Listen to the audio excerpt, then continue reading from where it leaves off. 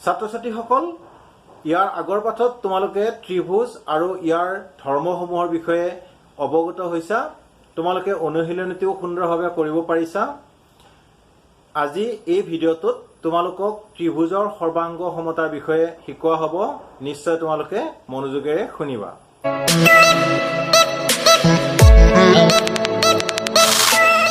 এতিয়া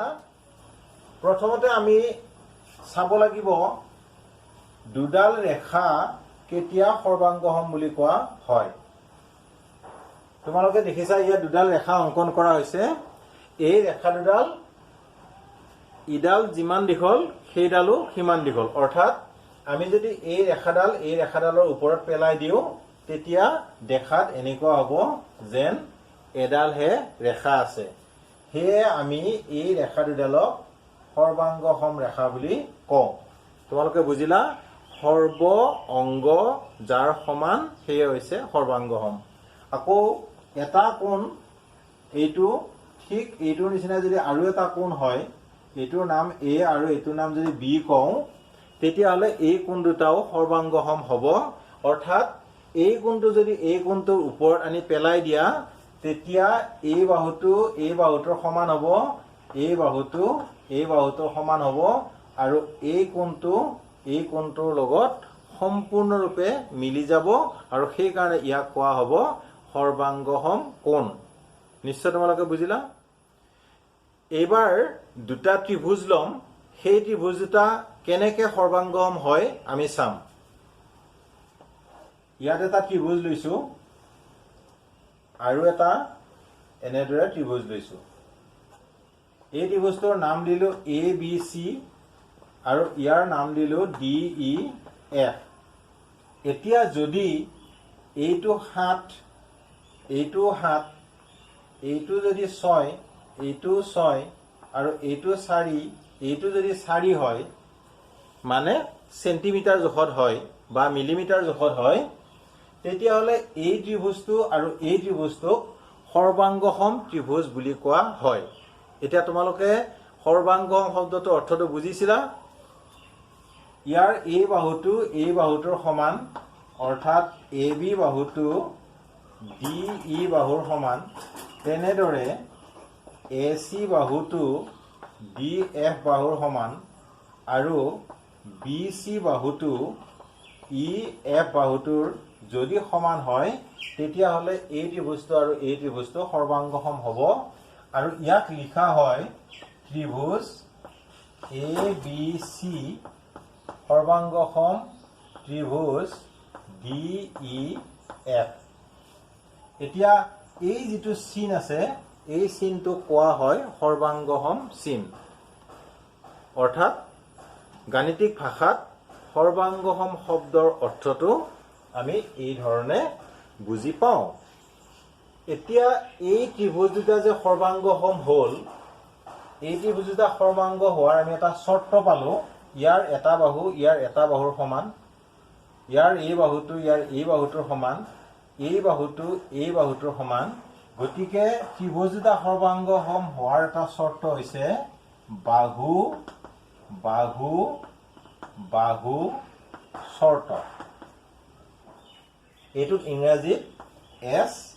S S বুলি কয় সাইড সাইড সাইড এতিয়া দুটা ত্ৰিভুজ সৰ্বাংগ সম হ'বৰ কাৰণে আমাক মিনিমাম 3টা চৰ্ত লাগে সেই চৰ্তকেইটা হৈছে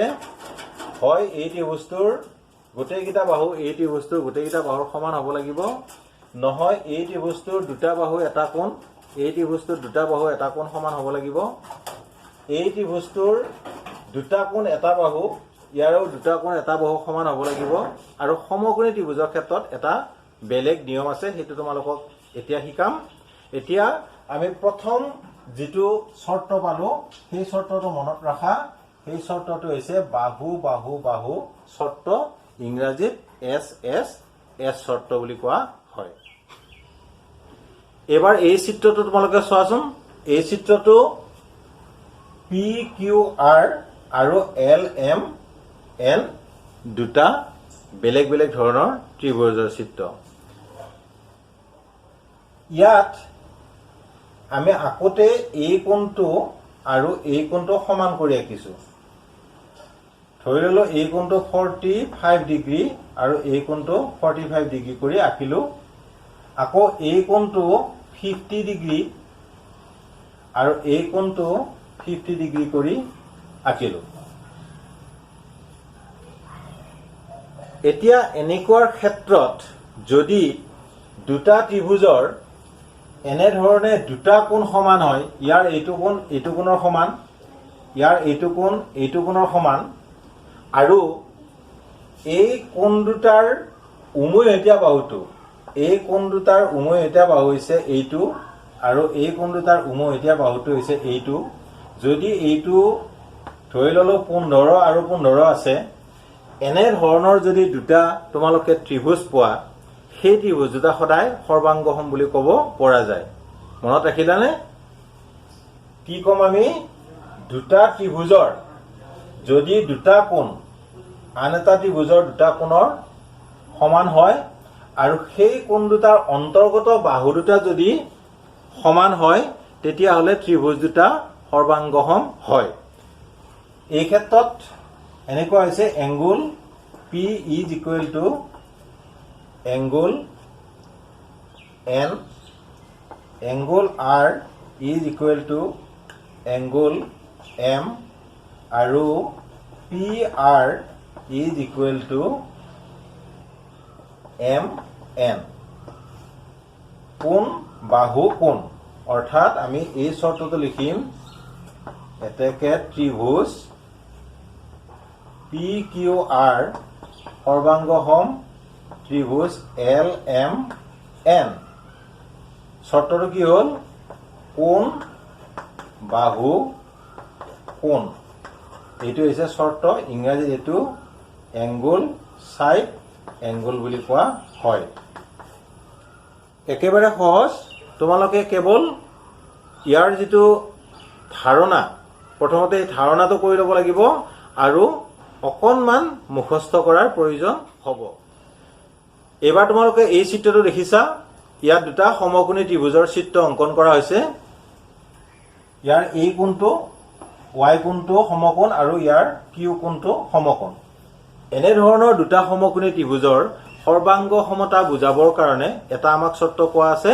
সেইটো শৰ্ত হৈছে সমকোণ অতিভুজ আৰু বাহু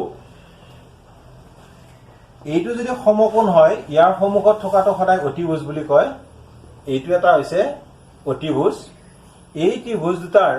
যদি এই অতিভুজ দুডাল সমান হয় আৰু আন যিকোনো দুটা বাহু এইটো বাহুৰ সমান বা এইটো বাহুৰ যদি সমান হয় আৰু সমকোণ এই দুটাটো সমান হ'বই 90 ডিগ্ৰী দুইটা গতিকে সেইটো সমান হ'বই ক'বই নালাগে তেতিয়া হলে এই ত্ৰিভুজ দুটা সৰ্বাংগসম হয় আমি এনেকৈ লিখিম angle y is equal to angle q xz is equal to pr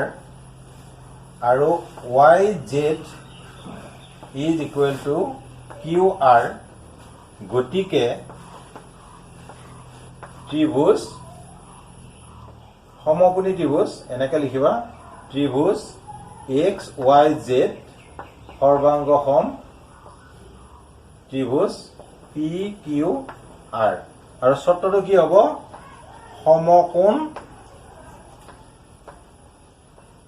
অতিভুজ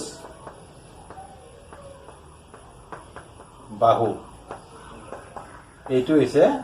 শৰ্ত তোমালোকে বুজিছানে বাৰু এইটো দুটা সমকোণী ত্ৰিভুজৰ সৰ্বাংগ সমতাৰ শৰ্তটো কি আছিল সমকোণ অতিভুজ বাহু আৰু ইয়াক ইংৰাজীত RHS বুলি লিখা হয় তোমালোকে হেতু মনত ৰাখি থবা যেনে আমাৰ SSS বা ASA বা SAS তেনেকুৱাকে এইটোকো কোৱা হয় RHS তোমালোকে মনত ৰাখিবা এইটো আৰু ইয়াৰ অৰ্থটো ৰাইট এংগল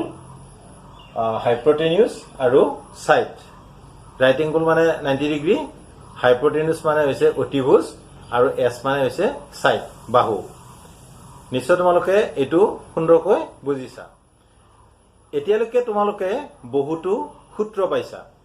সেই সূত্ৰসমূহৰ পৰা যেতিয়া কিছুমান সৰু সৰু সূত্ৰ উলিওৱা যায় বা সিদ্ধান্তসমূহৰ পৰা যেতিয়া সৰু সৰু সিদ্ধান্ত উলিওৱা যায় সেই সিদ্ধান্তবিলাকক কোৱা হয় অনুসিদ্ধান্ত এতিয়া অলপ আগতে আমি যে এটা কৰিছিলো কোন বাহু কোন স্বীকাৰ্য বা শৰ্ত তাৰ পৰাই এটা অনুসিদ্ধান্ত উলিওৱা হৈছে সেইটো হৈছে কোন কোন বাহু শৰ্ত ইয়াক আমি লিখো এ এ এস শৰ্ত বুলি কিয় এনেকে কোৱা হয় এই চিত্ৰটো তোমালোকে চোৱাচোন যদি এনেকুৱা দুটা ত্ৰিভুজ পাওঁ যে ইয়াৰ দুটা কোণৰ সমান মানে এই ত্ৰিভুজটোৰ দুটা কোণ এই ত্ৰিভুজটোৰ দুটা কোণৰ সমান আৰু যিকোনো এটা বাহু সমান অৰ্থাৎ আমি এইটোৱে সমান বুলিও ল'ব পাৰো বা এইটো বাহুৱে আৰু এইটো বাহুৱেও সমান বুলি ল'ব পাৰো মানে যদি সমান হয় কেনেকুৱা তোমালোকে চাই ল'বা ইয়াতে এইটো ধৰি ললো 80 ডিগ্ৰী তেতিয়া এইটোও যদি 80 ডিগ্ৰী হয় বা এইটো যদি 60 ডিগ্ৰী হয় এইটোও যদি 60 ডিগ্ৰী হয় এইটো যদি 10 সেন্টিমিটাৰ হয় এইটোও যদি 10 সেন্টিমিটাৰ হয় এনে ক্ষেত্ৰত এই ত্ৰিভুজ দুটা সৰ্বাংগসম বুলি কোৱা হয় আৰু লিখা হয় ত্ৰিভুজ A B C সৰ্বাংগসম ত্ৰিভুজ D E F আৰু ইয়াৰ শৰ্তটো হৈছে কোন কোন বাহু শৰ্ত ইংৰাজীত লিখা হয় এ এ এস তোমালোকে আকৌ কেতিয়াও ভুল নকৰিবা কোন কোন বাহু শৰ্ত আৰু বাহু কোন বাহু শৰ্ত একে নহয় সেইটো সদায় মনত ৰাখিবা নিশ্চয় এই অনুসিদ্ধান্ত তোমালোকে সুন্দৰকৈ বুজিছা এবাৰ অনুশীলনী 7.1ৰ প্ৰথম প্ৰশ্নটো লৈছো ইয়াত তোমালোকক দুটা চিত্ৰ দিছে আৰু সেই চিত্ৰ দুয়োটাতে কিছুমান নিৰ্দিষ্ট যোগ দিছে তোমালোকে সেই চিত্ৰ দুটা অধ্যয়ন কৰি ত্ৰিভুজ দুটা সৰ্বাংগসম যদি হয় কি শৰ্তত সৰ্বাংগসম হৈছে সেইটো উলিয়াব লাগে চোৱাচোন ভালদৰে এইটো ত্ৰিভুজ আৰু এইটো ত্ৰিভুজ ইয়াত এনেকুৱা এটা চিন দিয়া আছে ইয়াতো এনেকুৱা এটা চিন দিয়া আছে এই চিনটোৱে সদায় 90 ডিগ্ৰীক বুজায় তোমালোকে সেইটো ভৱিষ্যত দিনলৈও মনত ৰাখিবা এতিয়া এইটো যদি 90 ডিগ্ৰী হয় এইটো সমকোণ হ'ব অৰ্থাৎ এই ত্ৰিভুজটো এটা সমকোণী ত্ৰিভুজ আৰু এই ত্ৰিভুজটো এটা সমকোণী ত্ৰিভুজ এইটো প্ৰথম কথা মনত ৰাখিবা অলপ আগতে আমি কৰিলো আৰ এইচ এস শৰ্ত সেই শৰ্তটো কেৱল সমকোণী ত্ৰিভুজৰ ক্ষেত্ৰতে খাটে সেই কথাটো এই সুযোগতে তোমালোকক মই কৈ থলো এতিয়া এই দুটা যেহেতু সমকোণী ত্ৰিভুজ আৰু ইয়াৰ অতিভুজৰ যোগ আৰু ইয়াৰ অতিভুজৰ যোগ সমান আৰু যিকোনো এটা বাহু এইটো লম্ব এইটো এটা লম্ব এই লম্ব দুটা সমান বা যিকোনো দুটা বাহু সমান তেতিয়াহ'লে আমি ক'ব পাৰোনে যে এই ত্ৰিভুজ দুটা আৰ এইচ এস বা সমকোণ অতিভুজ বাহু শৰ্ত মতে সৰ্বাংগসম নিশ্চয় তোমালোকে বুজিলা কি শৰ্ত হ'ব এইটো লিখিব লাগিব এনেকে ত্ৰিভুজ A B C সৰ্বাংগসম ত্ৰিভুজ P Q R শৰ্তটো লিখিবা তোমালোকে সমকোণ অতিভুজ বাহু এইটো শৰ্ত ইংৰাজীত এনেকে লিখি থব পৰা আৰ এইচ এছ বুলি একেবাৰে সহজ তোমালোকে বাকি চিত্ৰবিলাকো এনেকে চাই কৰিব পাৰিবানে বাৰু তোমালোকে নিশ্চয় পাৰিবা তথাপি মই আৰু এটা বা দুটা চিত্ৰ কৰি দিবলৈ তোমালোকক চেষ্টা কৰিম এই চিত্ৰটো তোমালোকে চোৱা দুইটা ত্ৰিভুজৰ ইয়াৰ এটা বাহু 16 ইয়াৰ এটা 16 এই দুটা বাহু সমান এইটো 17 এইটো 17 এই দুটা বাহু সমান এইটো 14 এইটো 14 এই দুটা বাহু সমান গতিকে এই ত্ৰিভুজ দুটা সৰ্বাংগসম কি শৰ্ত মতে এস এস এস শৰ্ত মতে মই আৰু অসমীয়াত এইটো লিখি থকা নাই সময় অকমান ৰাহি কৰিছো তোমালোকে লিখিবা বাহু বাহু বাহু শৰ্ত মতে ত্ৰিভুজ দুটা সৰ্বাংগসম এই চিত্ৰটো এবাৰ তোমালোকে ধৰিব পাৰিছেনে চোৱাচোন এইটো চিত্ৰ এই চিত্ৰটোত ভালকে যদি মন কৰা তেতিয়াহ'লে বুজিবা ই এটা সমকোণী ত্ৰিভুজৰ চিত্ৰ কেনেকৈ সমকোণী ত্ৰিভুজ হৈছে এই কোণটো দিয়া আছে 90 ডিগ্ৰী ইয়াতো দিয়া আছে এইটো 90 ডিগ্ৰী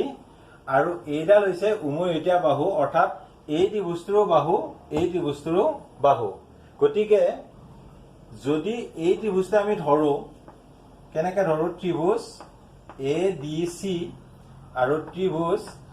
ABC ইয়াক যদি আমি দুটা ত্ৰিভুজ কৰি লওঁ তেতিয়াহ'লে কি পাম ইয়াৰে angle D is equal to angle B প্ৰথম এটা শৰ্ত পালো এইটো হৈছে 90 ডিগ্ৰী দুইটা সমান এটা 90 ডিগ্ৰী অৰ্থাৎ সমকোণটো আমি পাই গলো আকৌ সমকোণৰ সন্মুখত থকা বাহুটোৱে হৈছে অতিভুজ গতিকে এইটো যদি সমকোণ হয় এইটো অতিভুজ হ'ব এই ত্ৰিভুজটোৰ এইটো অতিভুজ আকৌ এইফালৰ ত্ৰিভুজটোৰো এইটোৱে অতিভুজ গতিকে অতিভুজ দুইডাল যোগ নিদিলেও আমি ক'ব পাৰিলো সমান কাৰণ দুইডাল এডালেই ৰেখা গতিকে সমান অৰ্থাৎ AC is equal to AC বুলি আমি লিখিব পাৰো কিয় তেনেকৈ লিখিলো তাত দুডাল ৰেখা আছে বুলি আমি আসলতে প্ৰকাৰান্তৰে দেখুৱালো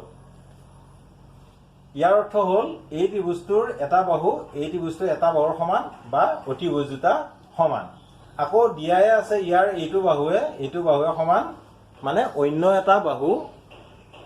এটা বাহুৰ সৈতে সমান এতিয়া নিশ্চয় আমি সেই সূত্ৰটোৱে আকৌ গৈ পালো কি আছিল RHS বা সমকোণ অতিভুজ বাহু এটা সমকোণ এইটো পালোৱে এইটো অতিভুজ আৰু এইটো বাহু কি পালো DC is equal to BC সেয়ে এই ত্ৰিভুজ দুটা সৰ্বাংগসম হ'ল আৰু আমি লিখিলো ত্ৰিভুজ ADC সৰ্বাংগসম ত্ৰিভুজ ABC আৰু শৰ্তটো লিখিলো RHS তোমালোকে এইটো অসমীয়াত সুন্দৰকৈ লিখিবা সমকোণ অতিভুজ বাহু শৰ্তমতে ত্ৰিভুজ দুটা সৰ্বাংগসম ছাত্ৰ-ছাত্ৰীসকল তোমালোকে এই অনুশীলনীটোৰ অংকসমূহ কৰি নিশ্চয় ভাল পালা মোৰ ভিডিঅ'সমূহ তোমালোকে চাই থাকিবা তোমালোকে বহু ছাত্ৰ-ছাত্ৰীয়ে মোক যেহেতু কমেন্ট কৰিছা এইটো কৰি দিয়ক স্যাৰ সেইটো কৰি দিয়ক মই তোমালোকক কথা দিছো প্ৰত্যেকটা অনুশীলনীৰ প্ৰত্যেকটা বুজি নোপোৱা অংকই মই তোমালোকক কৰি দিম নিশ্চিন্ত থাকা মোৰ ভিডিঅ'সমূহ চাই থাকিবা ভাল পালে লাইক কৰিবা বন্ধুসকলৰ লগত শ্বেয়াৰ কৰিবা আৰু যিসকলে প্ৰথমবাৰৰ কাৰণে মোৰ চেনেলটো চাইছা সেইবিলাকে চেনেলটো সাবস্ক্ৰাইব কৰিবা আৰু ভিডিঅ'সমূহ মই দিয়াৰ লগে পাবলৈ তোমালোকে বেল আইকনটো প্ৰেছ কৰিবা